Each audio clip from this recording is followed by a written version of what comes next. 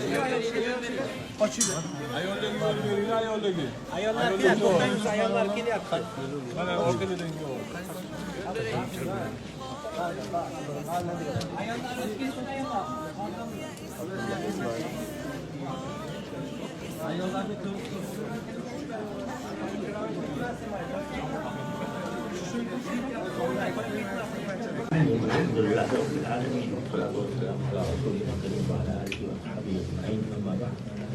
وبالإسناد المتصل منا إلى الإمام الحافظ الحجة أمير المؤمنين في حديث أبي عبد الله محمد بن إسماعيل بن إبراهيم بن المغيرة بن بكتيبة البكري البخاري رحمه الله تعالى آمين. قال كيف كان بدء الوحي إلى رسول الله صلى الله عليه وسلم وقول الله جل ذكره إنا أوحينا إليك كما أوحينا إلى نوح والنبيين من بعده. وبه قال حدثنا الحميدي وعبد الله بن الزبير قال حدثنا سفيان قال حدثنا يحيى بن سعيد الأنصاري قال أخبرني محمد بن إبراهيم التيمي أنه سمع علقمة بن وقاص الليثي يقول سمعت عمر بن الخطاب رضي الله تعالى عنه على المنبر يقول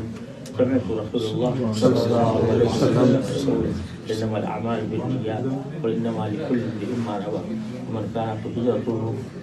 إلى دنيا يصيبها أو إلى امرأة ينكحها فهجرته إلى ما هاجر إليه.